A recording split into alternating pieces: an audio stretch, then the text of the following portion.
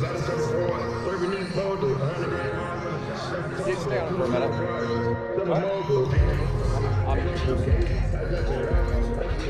Hello, everyone, and welcome to DKR Texas Memorial Stadium as Texas gets set to take on Sam Houston under the lights tonight. We'll get the drone show. It's going to be a pretty good atmosphere. You are looking at QB1, Arch Manning. It's been under a little bit of scrutiny for Texas this week, this year really, because things haven't gone exactly as probably he planned or Texas planned or anyone planned. Darby Brown, my esteemed colleague Darby Brown, pointed out just a few minutes ago, Arch is wearing headphones tonight. That is a switch from what he has done before tonight. I don't know that there's a ton of significance to it other than just trying to get himself into his element. This is way before kick. I mean, we're 94 minutes to kick right now.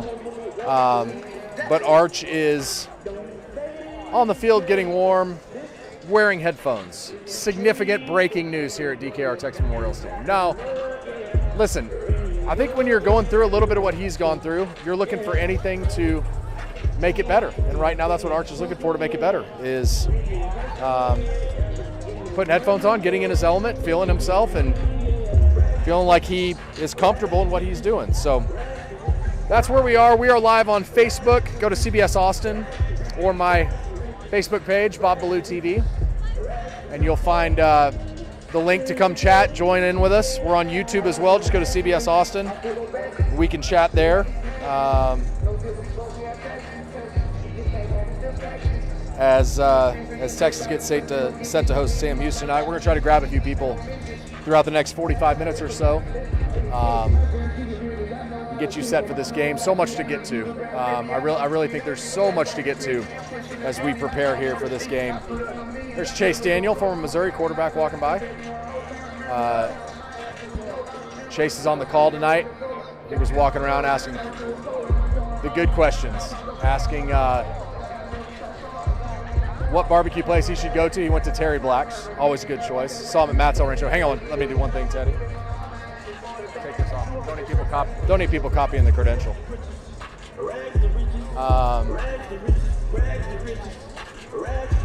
But Chase was at, I believe he went to Terry Black's and he went to Matt's El Rancho, or at least he took a picture of Matt's El Rancho, which obviously if you are in the Austin area, that's what you're gonna do. But anyway, Chase is on the call tonight. Good to see him. Obviously, as a Missouri Tiger myself, I'm in that position of loving a little MIZ. So here's Billy Schott. What's up, my man? How you doing? Good to see you. You want to come on with us for a minute? We're just live. You want to come on with us? So we can talk about whatever you want to talk about. Come on. What's up? How are you? Excruciatingly wonderful. What? Excruciatingly wonderful. I love that. Why don't you first explain to us the red? Because the all red obviously never goes well here at DKR Texas Memorial, and you wouldn't be wearing red if you didn't have to. Why are you always in red? This is our uniform, and it's dictated from years ago. And even Coach Royal even asked me, "Why are you wearing the red?" I said, "Following instructions like you taught me." Tell us a little bit about what your job is. I know you've been doing this for a long time now. I'm the TV liaison or TV timeout coordinator, and maintain we have basically a list of breaks we have to get in. So with ESPN, ABC, and that family of networks, we do what we call 3-4-3-4. So we have 3 in the first and third quarters, 4 in the second and fourth quarters. And we have, a lot of people think that I just go out and randomly stop the game. No, I'm just the messenger. And so I have a menu. I love this. Oh, yeah. So that's the breaks and the lengths of the break. And that's what we stick to that. And so you'll see the same times reflected on our on-field clock that we take out here. And so that's what we... So that's 17 breaks. I did a quick count. That's 17 breaks. You'll walk out. Now, your job's not job, but everything's kind of changed dramatically over the years. They've got a full countdown clock now, and you kind of stand out on the field. For you, having done this as long and how much this place means to you, what has that meant to you to, like, kind of had technology come forward and you're able to maybe a little easier do your job? Well, you still have to be there, be present, because we did have last year the first home game when it was the temperature of the planet Mercury here. Our clock went out. I mean, it just burned up. So I had to go back to the old school, signals and all, which I still do as a backup. And the referee still looks to me, and I signal to him that we're going to go to break or if we're going to stay. So if you see, most people want to see me doing this. 100%. We all do. We all want football. Exactly. So I just do what I'm told. We do it within the parameters that the conference and the networks have set up, and I just make sure it happens and we get them all in. What years were you at Texas, if you remind me? My varsity seasons were 72, 3, and 4.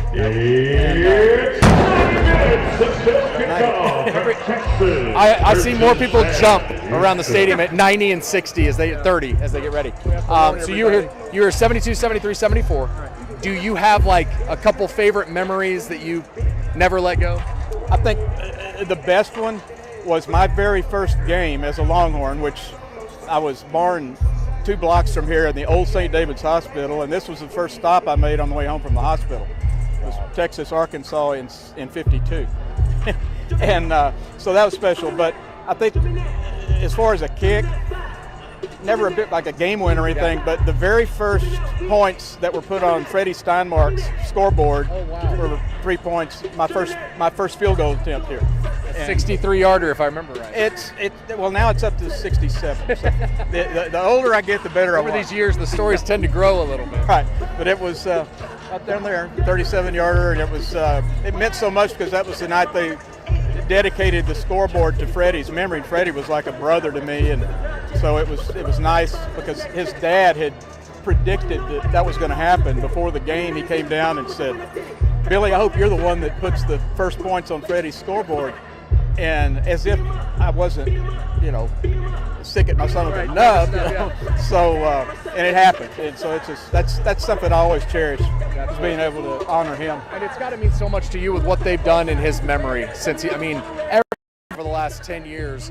The memorial just inside the tunnel when they come out. I mean, everything's just amazing what they've done. Yeah, and I just hope that the current players have at least maybe been able to see my All-American, which I had the honor and pleasure, it was a labor of love to work on that, and just appreciate the person he was and the fire he played with. And I mean, we were basically about the same size, not real big, but that was something that just watching him go through what he did in 69.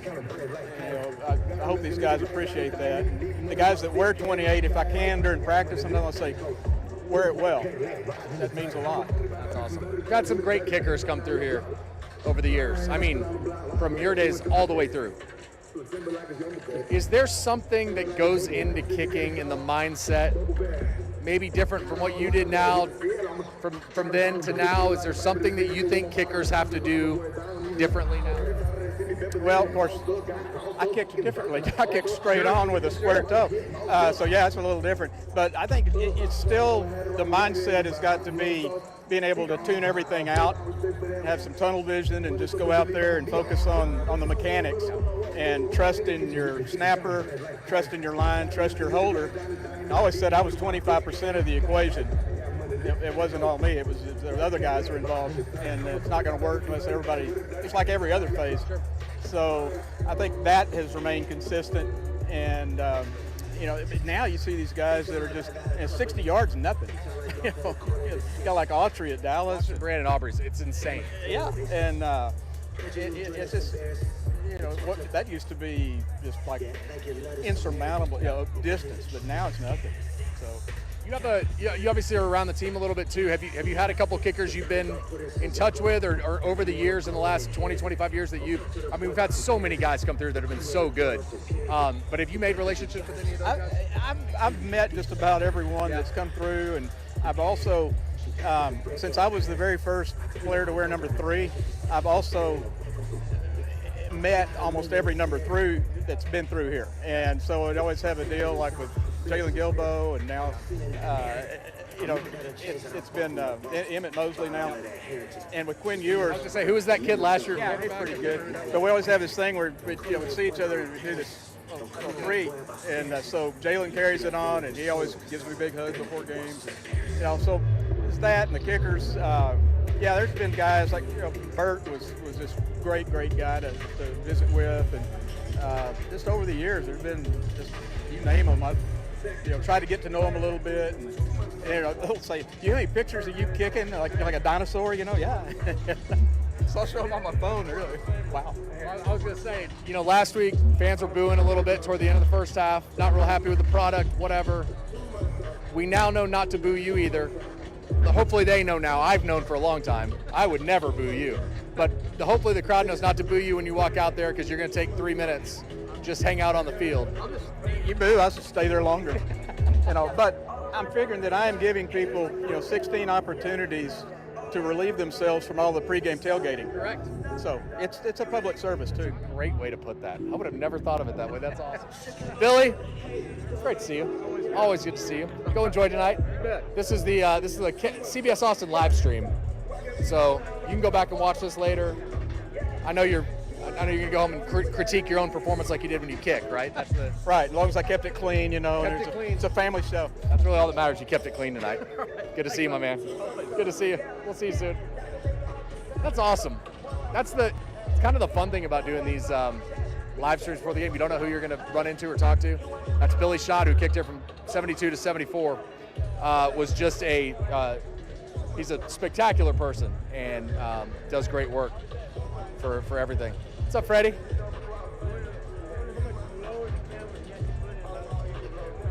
How much lower? Billy was just on. It'd be the same.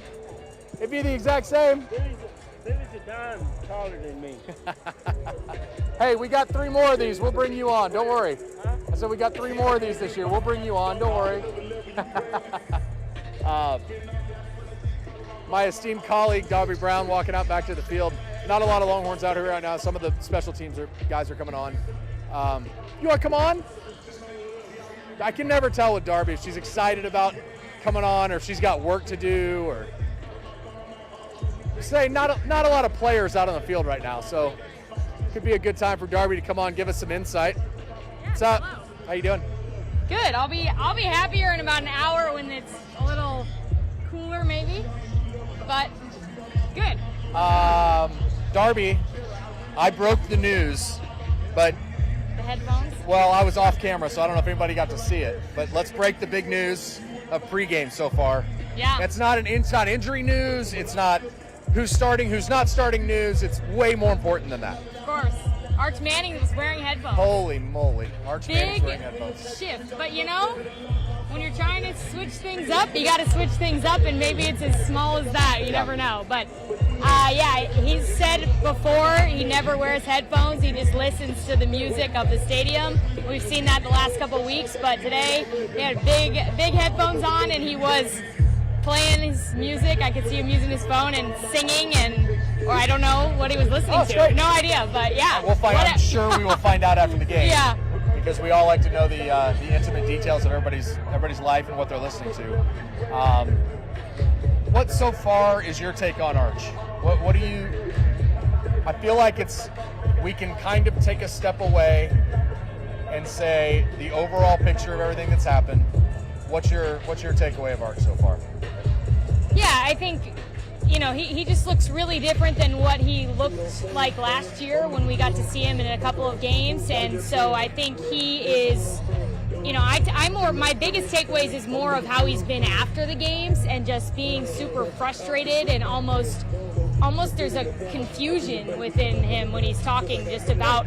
I think that's actually that's a really good way to put it. Yeah. And in self-evaluating, I think he is really surprised by how poorly he's been playing. For sure. Which is confusing for everyone because, when he doesn't even know really what's going on, it's hard to assess kind of what is going on from the outside. But I think that's kind of been the biggest area of concern as far as what I see is just where is his head at, and can he kind of get a grip on what is going on? So listen, I think you're dead on all of that. Yeah. I think he said on Monday for the first time. I think it is mental, which I thought was like a big admission. This is gonna be kind of funny. So I texted Darby earlier today, and I said, hey. I need your password for our Watch ESPN app so I can get into it. It was new Google or something. Yeah. Anyway, and in the meantime, I was scrolling back through the phone trying to find it. And Darby had texted me in, I believe, April. As I was going by, it just happened to pop up and it said, Arch is genuinely funny. Yeah. Like, this has been, it's like really enjoyable. And the shift from what Quinn Ewers was in the media, which it is, some people like doing it, some people don't, whatever. And Archie even said at one point to Archie Manning, grandfather, said to Arch at one point, shorter the answer, the better. Mm-hmm. And Arch has been kind of short, but he's given significant answers, I think, in the short answers he gives. Right. And I think, to your point, since the Ohio State game, after that game, that Monday he was bummed out. Then they played well against San Jose State. It didn't change a lot. And then last week happens against UTEP.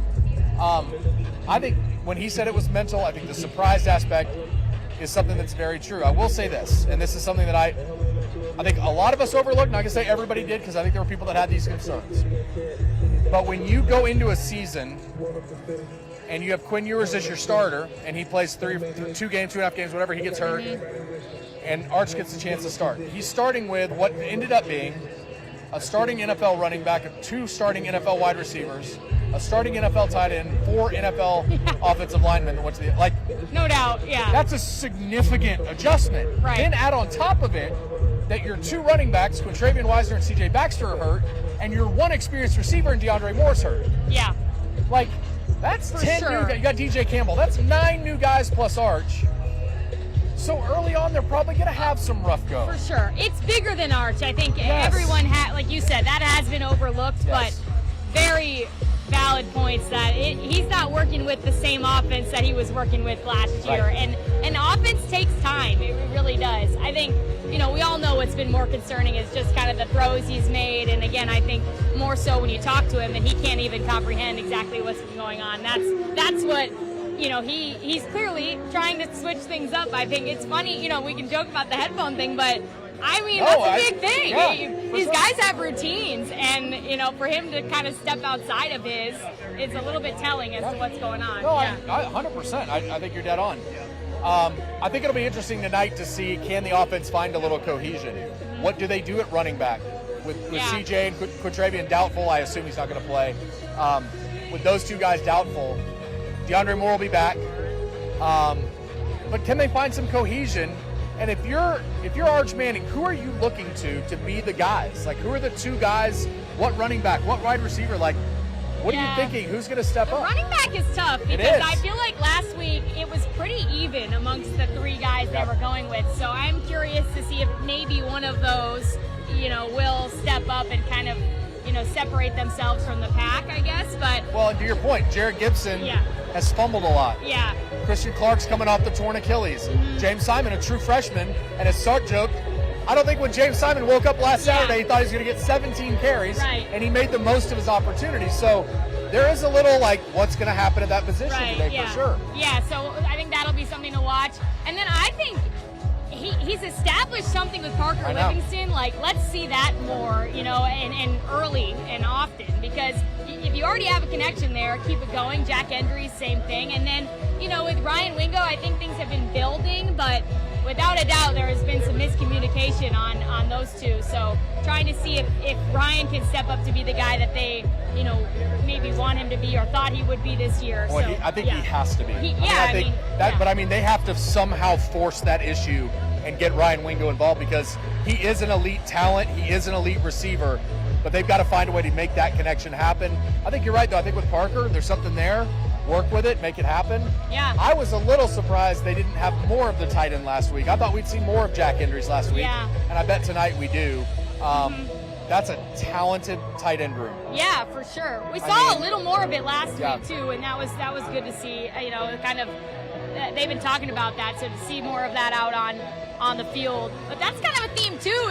Is Sark has talked about that they haven't really been able to go super deep in the depth chart because they haven't separated themselves enough in these games. So maybe tonight they'll be able to do that as well. As Sark said, you want your buddy to play that's a freshman, you got to play better so that he can play as a freshman. Yeah. Defensively, they've obviously been really good. haven't had to worry about too much. Gave up that last drive against UTEP last week. For the most part, I mean, 14 against Ohio State, 7 against San Jose State, and 10 against UTEP. I think maybe that's a challenge for that side tonight. Can you guys shut them out? Yeah. You know, I think, not that they don't challenge them that with every week, but when you play 3, I'm not going to say glorified scrimmages, that's probably a little much, but you play 3 non-conference games that aren't all going to be all that competitive. You've got to find a way to challenge those guys. Yeah. What do you want to see tonight from the defense? I think that's a good point, keeping them out of the end zone. I think this defense really isn't happy unless that happens with a game like this tonight. So I think that's a good point. And otherwise, they just have to kind of keep doing what they've been doing. I feel like they've been trying to emphasize the turnovers and taking advantage of that. So maybe a little bit of that tonight. But pretty much, I would say, repeat what you did last week and just maybe keep them out of the end zone. Yeah. You had a great story this week. I want you to talk a little bit about Hero Canoe, defensive tackle for Texas. Boy, that defensive tackle room, to bring in that many guys and try to figure it out. Alex January, really the only returning guy that's playing right now. But you have Travis Shaw, you have Cole Brevard, you have Murad Watson, and Hero Canoe, who leaves Ohio State to come here. Yeah. And we got to talk to him Monday. Yeah. What a fun interview that was. So fun. Yeah. He really surprised. I had never really heard him on camera or kind of even talked to him at all, on or off camera, and really a fascinating guy. Like, talk about kind of 2 personalities in one. In one end, he's talking about how he loves Austin because he loves, of course, the food, but also waking up and seeing the sun every day and just kind of taking the joy in the little things. And then on the other side, you start to talk about how he taps into his game day mentality, and he is as serious as could be. And so he just has 2 sides to his personality. He's kind of a gentle giant, but he's not so gentle when he plays football, I guess. Yeah, and I mean, those guys in that room, that was maybe a question mark, whatever word you want to use going into this year, was what are these defensive tackles going to be when you lose Alfred Collins and you lose Vernon Broughton, and that's the anchor of your defense. We asked the same question the year before, though. You lose Tavondre Sweat, you lose Byron Murphy. What are they going to be? It's just they went and got some transfers, but it's a reload situation. Yeah. What about on the back end? I'm interested to see some of the corners. I want to see these young guys play. I think everybody wants to see the young guys play. The guys that talk about I was in Michael Taft's hip pocket trying to learn, Grayson Littleton, just an incredible example of that. Yeah, I think Grayson, we've seen really some great plays, and we've also seen some youth in different penalties and mistakes that he's made. So I think these last few weeks have been super valuable for Grayson, because talk about a guy that clearly has showed out, a second he stepped on campus to be given these opportunities. But I think, fine-tuning and kind of learning where you maybe could get away with something in high school, which is totally fair, and now you can't. Sure. I think that's a big learning curve. So, the more of those young guys that they can get involved, the better, definitely, for the season. I think when you become an All-American, there's a good opportunity there to maybe get a call or 2 you wouldn't get. Yeah. And so to see him play Jeremiah Smith in week 1 the way he played him, I thought was pretty telling. Yeah, for sure. You excited? Shout out about Sam Houston. Remember last year I talked to Andrew Makuba. His brother is still over on that team. Oh, is so he? Okay, yeah. He's really young. I don't think he plays a ton, but watch out for that last name, Makuba. You never know if he gets in here tonight. They definitely have some athletic genes. We've seen that. Big brother's been all right. Yeah. Picking off Patrick Mahomes last week was pretty cool off of Travis Kelce kick and everything else. What else? What else, Darby? That's about it. That's I'm all you got. excited. Just night game should be fun. I think for Texas fans, they booed last week. Yeah. A little bit of an issue. Yeah. I think Sark made the point. If they're booing at how they think we're playing, how much worse do you think it is for us? Yeah. This week on the Stampede with Mac Brown, Vince Young, our podcast, Mac was talking about when we're down, why are you booing us? That's when we need you. That's when we need you to help us through it. Right. And I know it's just, as always, it's a select few. It's not the whole stadium. Yeah. But I think that'll be interesting to see tonight. Can Texas fans kind of rally around this team? Right. Regardless. I was kind of joking. My parents were like, what do you think tonight? And I was like, part of me thinks Arch is going to throw a pick early just because sometimes when it snowballs that way and then it wakes you up and you go, okay, let's go. Yeah. I'm not saying that'll happen. It's an interesting. I have a lot of empathy for quarterbacks and just guys in this situation. I grew up, my cousin was a quarterback at North Carolina, and I have very vivid memories of fans not being super happy, and I was like 10 years old and looking at everybody like, you guys are being mean to my cousin, and now you get it, you get why, and you get they have a right to be upset, but you're 100% right, like, and Vince who said that, I mean, you have, if you're a fan, you got to continue to be a fan, especially this early in the season. If you don't get on board, and if he's not great, that's not what you want as a fan, so you got to do everything you can to kind of lift them up. It's a really interesting point, because I get it. Fans expect, they pay good money to come out here and have great seats, and they're allowed to say whatever they want. I get that side of it. I also think, like I was saying this week earlier, I went on the radio in San Antonio, and I was like, maybe give this team a little grace. With the whole idea of everything they lost to the NFL. Defensively, it's a different story. Right. They have 3 preseason first-team All-Americans. Yeah. Like, it's a different deal on defense. But on offense, they're basically replacing 9, 10 starters. I think you just give them a little grace. Yep. I also think there's another interesting point to be made in all of this. So when Texas starts SEC play, let's say tonight isn't great. They kind of grudge through it. They win 38-3, but it's not pretty, whatever. It gives Sark a better idea of, when I go to the SEC, we play at Florida our first game. Maybe I kick field goals. Yeah. Maybe I let my defense win some games. We run the football with these 3 guys. If CJ and Quatravian aren't back, we take James Simon and let him run a little bit. Get Jarek. We don't turn it over. We punt. Right. We kick 3 field goals. We score a touchdown. We win 16-10. Yeah. And we get out of there. Like, that's a good point. And there's no more something to pretending. that. You have to. This is this team, so they got to keep working off of that. So that's a great point. Yeah. It'll be interesting to see what he decides to do. All right, you go shoot. Go enjoy yourself. Yeah, the Special weather already teams feels out. better as we've been talking. Well, we got some gray cloud cover. Very gray cloud cover. We'll see you later. Good to see Darby. Darby will be on the field tonight with our photographer Teddy as they get set for Texas and Sam Houston. We'll get Will Matthews over here, former Texas fullback, hopefully in a minute. He's been our go-to pregame guy so far. Hopefully he'll be willing to join us every week, because he's got some great insight into what's going on with his Texas team, obviously being on the sidelines. Jim Schlossnagel walking over right now. Coach Schloss getting ready for another great season of baseball as they get set for the fall. They got fall ball going on. We'll see if Coach will stop, talk to us for a second. It's a good scene. I mean, it's good, actually really good student turnout, which is a little bit impressive. Good student turnout for the Sam Houston game. Again, you only get 6 of these, and 3 of them aren't going to be the best games we play this year. You got a minute? Right. Yeah, let me do a lap over there. You're good. Will Matthews join us in a few minutes. He's going to be our go-to pregame guy, I think. I think he's all in to do this. But I'm going to see if we can get Schlosser. We'll see. But either way, should I grab a referee and see if they want to come on with us? Auburn just scored a touchdown on Oklahoma. You hear a little crowd roar here. Auburn just got in the end zone against Oklahoma, so that's always fun to see. 7:08 to go in the fourth. Auburn takes a 17, well, PAT pending, it's like a 17-16 lead. But I think it's always fun to kind of get a feel for, again, last week, I'll give fans some little bit of leeway here on last week. 3:15, 95 degrees, sweltering heat, metal seats, metal bleachers, like, it's a lot. Like, I get it. And then when you slug through that first half, and it's 7-3 late, and you're just feeling like, I mean, I get it. Like, you get agitated, you get frustrated. Those things happen. It's okay. But this is a great opportunity tonight, 7 o'clock under the lights, drone show, fireworks, the whole thing. I want to go back to that point I was making a few minutes ago about the SEC and kind of what the plan is as they go into the SEC. I think that's going to be an interesting part of this. Do they decide the biggest thing that we can do is score points? We've got this defense that is elite. I'm a big believer. Again, Sark's a very aggressive coach.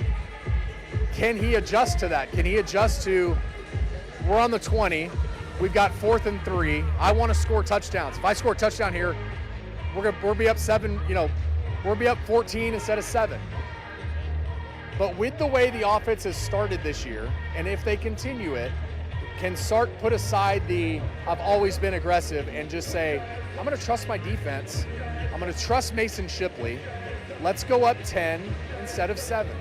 And I think it's going to be an interesting dilemma because he is so, he even said this week, we talked about the book. Do you go by the book? The analytics of football now. What are your decision-making process? And Sark said, I very rarely look at the book. It's not that I don't know it. It's not that we're not talking about it. But he's like, he also has to know his team. I know we talked about this with a lot of coaches. They pay Steve Sarkisian a lot of money to make big decisions in big games. And that's what he has to do. He's got to make big decisions in big games. And part of his thing in making big decisions in big games is, if it's 4th and 3 on the 20, do I go for it or do I kick the field goal? Some of the game, the momentum of the game will tell some of that. But also some of it is just the gut feeling of I trust my team and I trust this play. Now, he gets paid a lot of money to get criticized if it doesn't work, but he also gets paid a lot of money when it does work to make that something that he says, I made that call, guys. You were going to ask me about it either way. I made that call. Can I get a little credit for it? Not that he wants that, but just in general. And that's our job, is to hold him accountable either way. Why did you make the call? I'd ask him the same question on a 4th and 3 from the 20, whether they get it or not. What made you decide that was the right position to do it? What made you decide this is the spot we're going to go for it? So he's got to make those decisions. But I think just with the idea of where this offense has gone, scoring 38 against San Jose State and then 27 last week, there's something to be said for it. There's something to be said for, do we just kick field goals? Not tonight. I don't think you do it tonight. Again, I think you find out what you have. On 4th and 1 at the 1 against Ohio State, you go. I'm not saying that's the wrong decision. It's not. It's who they are. He needs to find out what he's got. That's what this whole first month is for. We've got to find out what we have and who we are. Are we elite? What are we elite at? And those are the things he's got to figure out. I see my photographer Teddy looking up at the screen. We got a lot going on right now. A lot of good football going on. People entering the stadium. We've got good people down here on the sideline. It's just a good time. It's just a good time. I think we love this more than anything. This time of year is just amazing.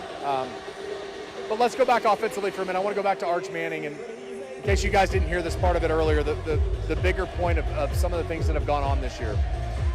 When you replace, and let's start on the offensive line, because I don't know that people know enough, the general public knows enough to get into the dichotomy of an offensive line. It took Texas a while to build that offensive line. I mean, Kelvin Banks came in and started as a true freshman, which is absolutely unheard of when you're a true freshman. But you think about Kelvin Banks, Cameron Williams, Jake Majors, and Hayden Connor, all 4 guys, NFL caliber players. So just start there, and you lose that.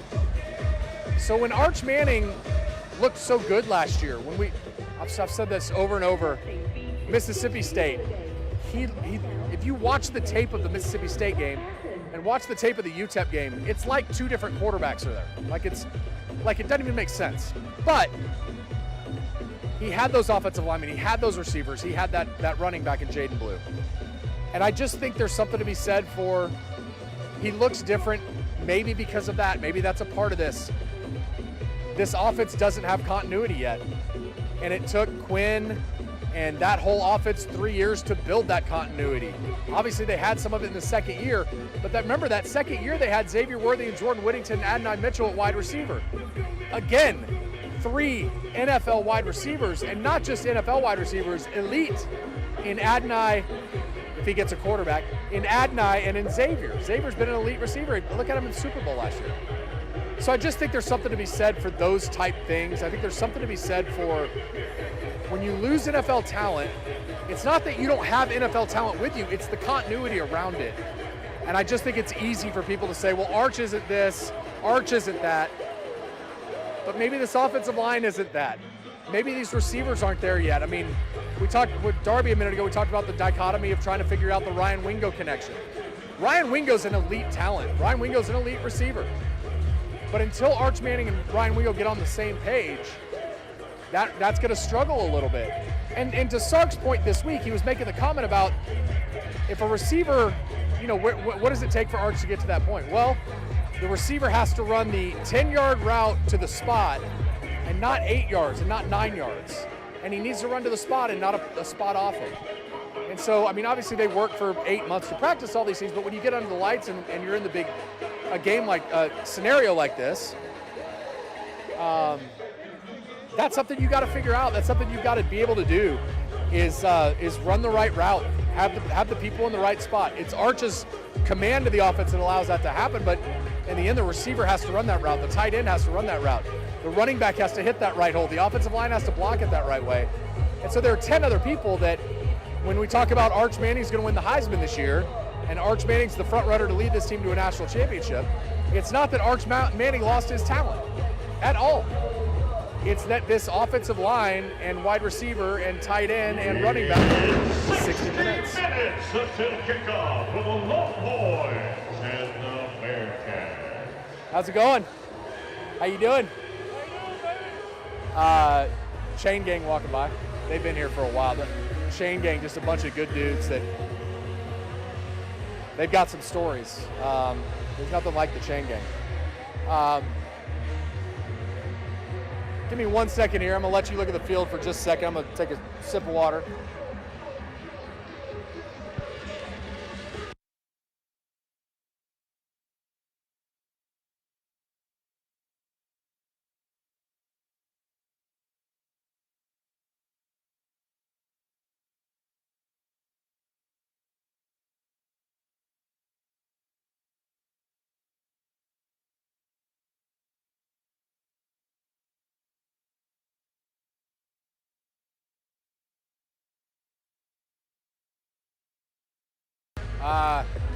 What's up, partner? How you doing, man? Good. How you doing? Will Matthews is on the sideline, and I see him with an iPad writing stuff down, which I love. Where do we want to take? Let's see if there's anybody in the chat. Give me 1 sec. Let me look out here.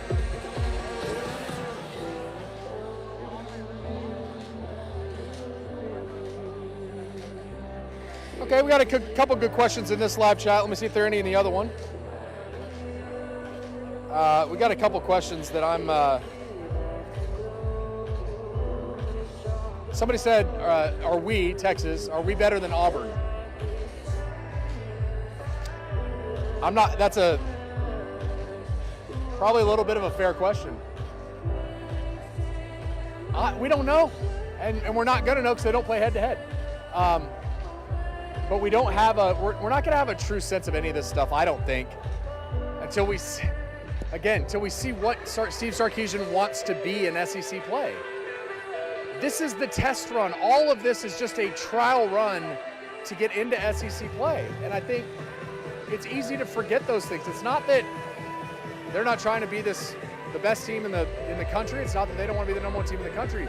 But I think maybe after a couple of weeks, Sark kind of looks at things and says, I've got to know what we're going to be elite at. So I think that's why tonight is just so vital. He's got to know what they're going to be elite at. And until he's able to figure that out, that's why I bring that up about SEC play. Again, when they leave tonight, September 20th, they don't come back to DKR until November 1st. That's a long time to be away. That's 6 weeks. That's 42 days away from a home game. And the reason is they've got 3 road games. They go at Florida. OU's a home game this year for Texas, so that's their home game technically in October. So I think there's something to be said for, yeah, whenever you're ready. What's up? You know, I'm ready for the big, I don't know if it's a swamp buster, but this is the time that kind of get over the hump, really, right? Mic drop, and we're out. See you later. Will, I want to get your take on something I've been talking about in this pregame. Obviously, this has all been a trial run to get into SEC play and see what you can do there. At what point does Sark have to stop saying, I'm going to be aggressive on, I used 4th and 3 at the 20, up 7, where he says, this is who I am, I'm going for it here, and says, I've got an elite defense, let's kick the field goal and go up 10, or whatever the situation is. And tonight will be telling in a lot of ways of what they can do, but What do you think his mind, can he change his mindset if he needs to go into SEC play and be like, let's let our defense and special teams and punter and kicker win a few games? You know, I think you're right, and I think this will be potentially the last game where he will be able to be as aggressive as he wants to. They were 2-5 last week on 4th down. I'm not super excited about that, but working situationally with a young quarterback, it will pay dividends, especially as you move into the SEC. But if he's going for it from 4th down against Florida, I mean, there may be different outcomes there. So I think he's playing a role in working out all those kinks. I think it's interesting because he's also got to know that Mason Shipley can kick. And I know it's, again, you're under the lights, it's Sam Houston, it's UTEP, it's whatever, but just a game, for all these guys, just a game situation. I've got to know that they can do it. Mason's looked nice so far, but he's got to give him some opportunities to be able to see it, right? I think so, but what's the most important thing? I mean, that's the question, yeah. Getting your quarterback the reps that he needs so he has confidence and, you know, the yips aren't flowing around, or getting Mason Shipley some experience when he has a ton. He's had a ton. He played Texas State. The guy is married. He's a grown-up. I mean, so I'm leaning on that right now. I would prioritize getting Arch his touches and making sure that he's doing what he needs to do to lead this offense. I'm going to ask a really dumb question. Yeah. There are no dumb questions, just dumb people like me. What's your take on this? Darby noticed this. Sorry, I think this microphone's coming apart. I want to make sure it's tight. There we go. So Arch has never worn headphones before a game, and he wore headphones in the pregame. Is there something significant to that? As a player that played here, when you change your routine, what's the significance to that? So when you change your routine, that means you're looking for an edge. For me, when I was off sync, I used music as a way to keep me on beat. Me and Cedric Benson would pick a song before the game and sing that to each other. And that could be a way that he's using music and sound to be on point. And I love it. Bro, find your way. You're a young buck. Find how you do it. The things that may not have been working, don't throw those away, but let's add a couple of things to it. And I think he's being mature in doing that. You know I've got to ask the next question, right? What song did you and Ced sing to each other? You know that's my next question. Well, you know, a lot of fun rap music from the time. I didn't know if it was like a slow ballad. It could be all kinds of stuff. So a lot of Coldplay. I mean, we were music heads, so whatever we could get into, from rap to rock to country. Sometimes it was Willie Nelson. A lot of it was Willie Nelson. So, yeah, it's our best way to slow down the game and, you know, at least just be ourselves and have fun. Okay, I want to ask you about these running backs because obviously we got a first taste of them last week. CJ and Quintravian most likely not going to play tonight. What are your thoughts on just what does Sark do here? He gave James Simon 17 carries that second half. Does he go to him early? Does he let Jarek and Christian figure out? What do you want to see? Well, right now what they're trying to do is identify an identity for the whole offense. Right. And inside of that, allowing some young guys to get some carries. Simon looked really, really good. Clark and Gibson looked really great too, but I think I would lean on Simon. It seems like he's coming in without a lot of baggage. He's just playing ball and letting the game come to him. I loved how the zone, like everything, he did it all. And so I say we lean on him and let the other guys continue to develop as well. All right, I know you got the pregame show. One final question, though. Yeah. Arch Manning to Ryan Wingo has been a little bit of an issue to start this year. Ryan, I've said this, Ryan's an elite receiver. He's an elite talent. They have to force that issue a little bit, don't they? They've got to find it somehow that those two get on the same page before they go into SEC play. You know, they try the jet sweep, and that's great. Yeah. But they've got to find a way to get it to each other. And I mean, with the 5-6 yard stop yesterday, I mean not yesterday, but last week, they weren't able to hook up. So they've got to find something that they both like and they can do because they're both too good of talents not to lean on each other. Well, go get them, man. Always appreciate you stopping by. We'll see you in Florida. That's Will Matthews, former Texas fullback. Just all around great dude, but former Texas fullback. This is our third. Actually, I don't know if Darby, did you do this last week? No? No live stream last week. I was often taking the day off. I was watching, but I was just off. So this is our third live stream. Will's been a part of the first three, and I hope he continues to join us because he gives great insight into what's going on from a player's perspective? What's happening in these guys' minds from a player perspective? They're in an interesting point right now because, again, this is the 4th game, and they've got to figure out what they're good at. They got to figure out what they're elite at, and go from there. And we'll figure out who they are. We are 50 minutes to kick, so we're gonna take this down here in just a minute. We'll let the team come out. I think probably in 5 minutes or so they should be out. Just looking around the sideline, see who else is down here. See if we can grab anybody else. I love getting pregame thoughts from people. Just, you don't get the opportunity all that often to get insight from players, and that's why I'm so appreciative to Will for coming down here. All right, I'm gonna let y'all watch for just a minute. Let me stand by and answer some questions off the chat while I've got you here. First guy said, so there's one guy named Sam Houston playing against Texas tonight. That's correct. It'll be 11-on-1. They'll have an opportunity to figure out who they are. No, I love that question. That's a good one. Are we better than Auburn? I think a very fair question. Nobody knows the answer, but it's a very fair question. Are we better than Auburn? We, being Texas. We don't know the answer to that yet, which is kind of fun, right? Kind of the point of all of this is to not know yet and try to figure it out. But I'm just hopping on big game for Texas. Well, I think that's a good point. Desi just made the joke, big game for Texas, LOL.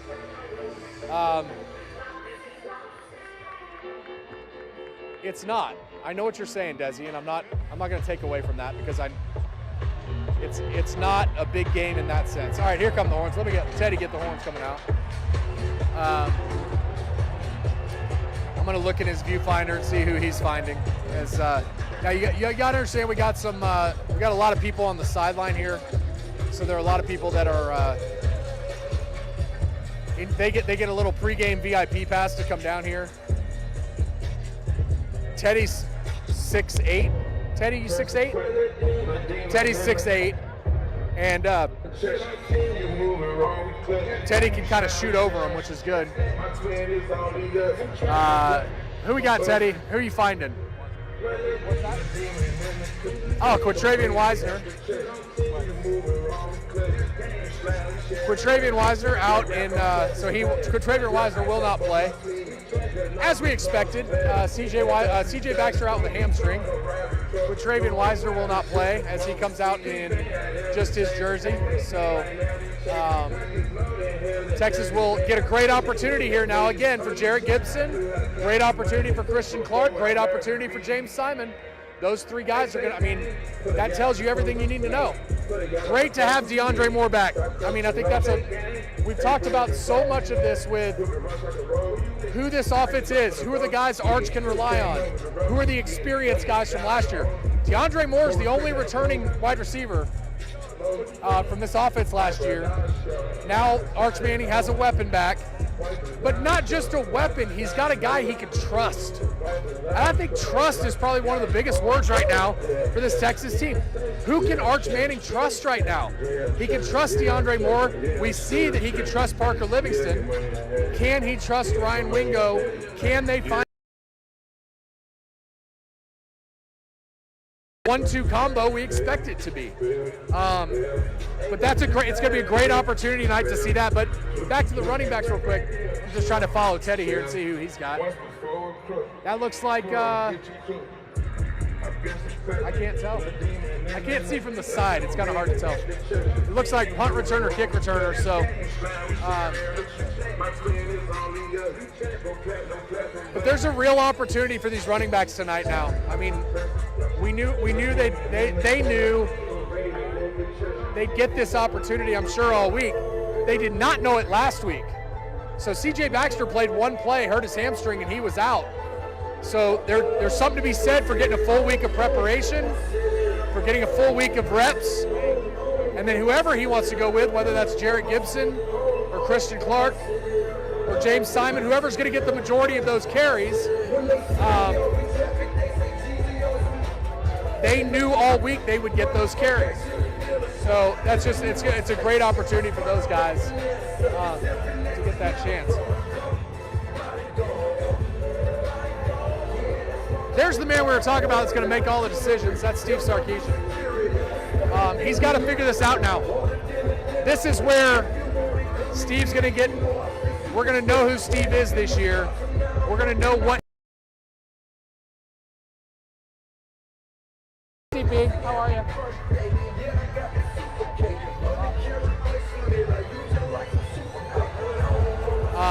We're going to know, though, after this game, Sark has some tough decisions to make about who they're going to be as an offense.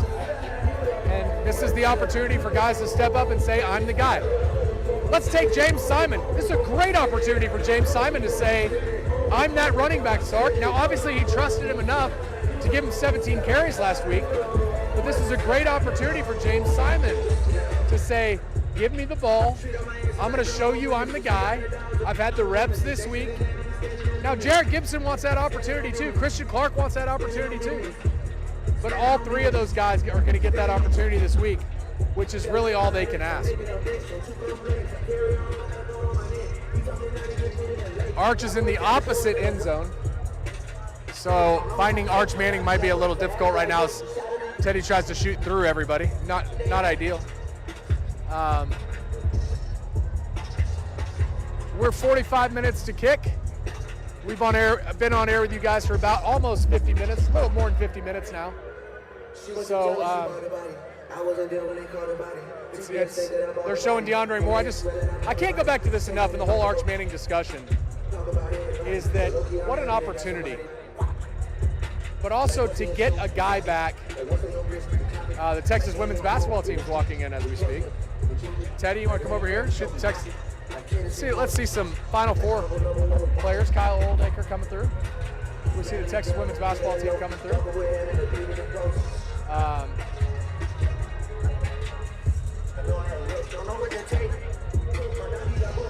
Brianna Preston. Jackson Charlton. Jordan Lee. Anyway, so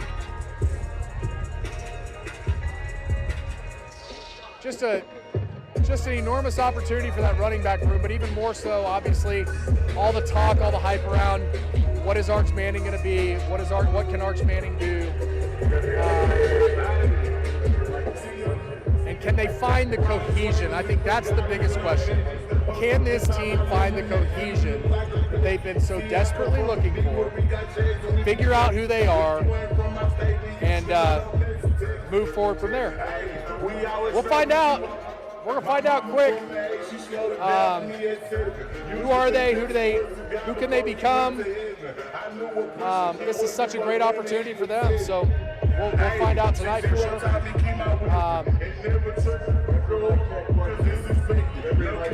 Just checking the comments one more time, see if we have any other before we get out of here. There it is, and that's a great. Tez just commented on the chat. Simon 2 TDs tonight. Listen, it's what an opportunity, right? 17 carries for 63 yards last week. You can't emphasize that enough. And if he got some of the first team reps this week, which I'm sure he did, it's an opportunity for him to get to do that. So we'll see if it happens.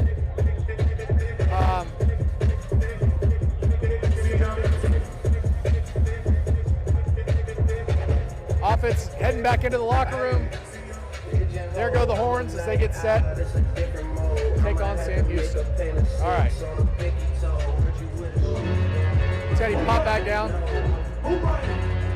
As we get set to end the live stream.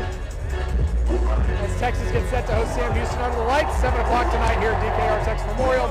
Crowd starting to file in. Much better crowd than last week at this point. Big fans are excited to get in here and see what this team can do. This is the opportunity for Arch Manning and the offense to get cohesion. To me, it's the opportunity for the defense to pitch a shutout tonight. That's what I want to see. But I want to see what the cohesion looks like. Get Ryan Wingo going. See what you have in the running backs. Get Jack Endries going again. We'll go from there. All right, that's going to wrap it up for us. For Darby Brown, Billy Schott, and our guy Will Matthews joining us. Thank you guys for joining us. Texas and Sam Houston will have coverage tonight at 10. Again, tomorrow night on Sports Sunday, and of course, across all social media platforms as we always do. Thank you for joining us. Enjoy Texas and Sam Houston tonight at 7.